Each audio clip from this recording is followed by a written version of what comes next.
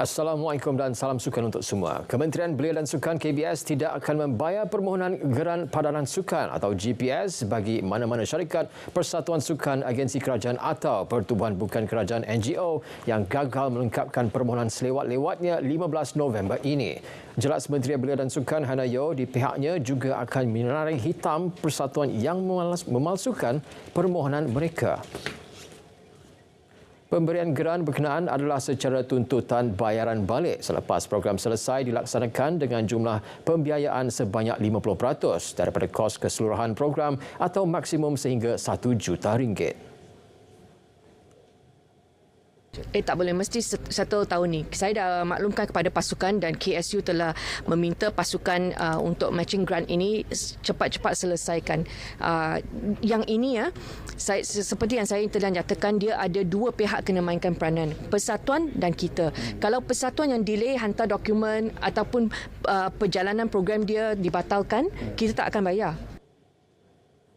GPS kali pertama dilancarkan pada Jun lepas dengan peruntukan RM40 juta dengan kira-kira 900 permohonan telah diterima oleh KBS. Liga Bola Sepak Malaysia MFL mengesahkan final Piala Malaysia 2023 antara juara bertahan Johor Darul Takzim JDT dan Terengganu FC bulan depan akan berlangsung di Stadium Nasional Bukit Jalil. Sepakan mula perlawanan akhir kedua-dua pasukan ditetapkan pada 8 Disember pukul 9 malam.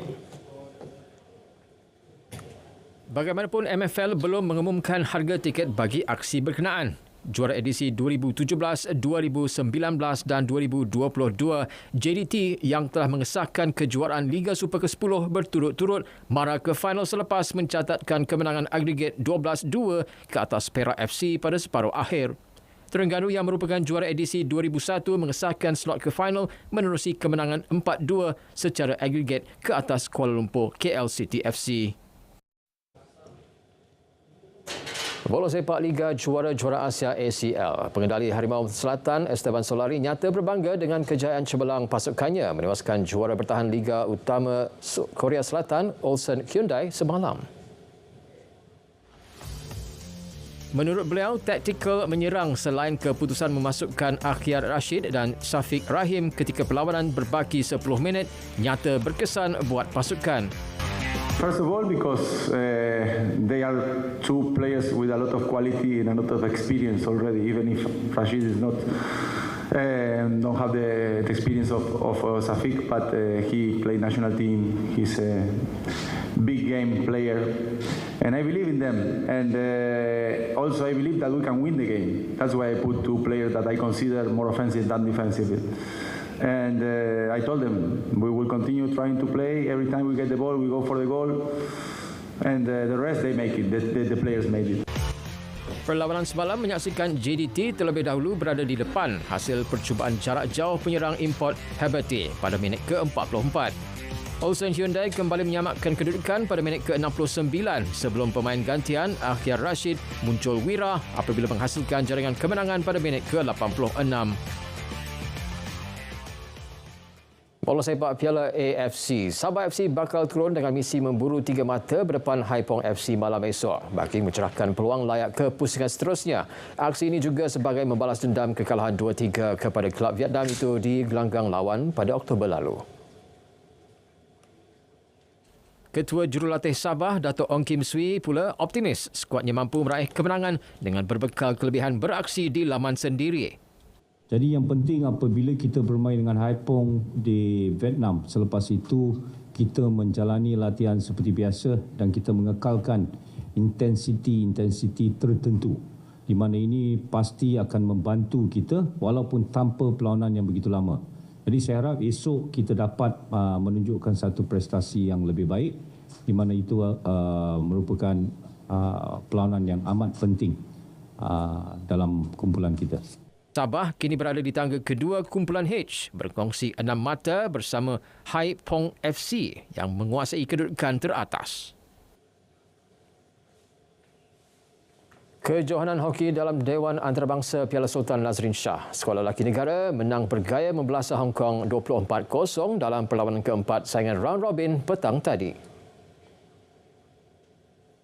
Muhammad Izham Azhar dan Wan Haziq Hishamuddin Wan Amir Guzman antara yang paling menyerlah selepas masing-masing menyumbang 4 gol buat pasukan.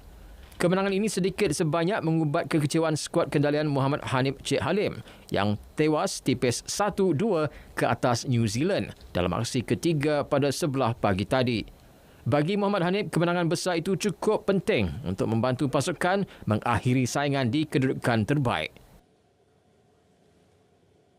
Jaringan gol tu adalah penting sebab kita bermain di kejohanan round robin.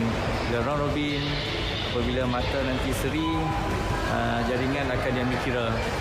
Jadi saya beritahu kepada players, sebanyak mana yang kita mampu miliki untuk jaringan, kita patut hargai. Beliau juga berharap pemainnya dapat memberikan aksi terbaik pada perlawanan seterusnya berdepan Afrika Selatan. Atlet memanah negara Muhammad Zarif Zahir Zulkifli diangkat sebagai olahragawan Universiti Putra Malaysia UPM 2023. Ini sebagai pengiktirafan atas pencapaian cemerlangnya di pentas antarabangsa.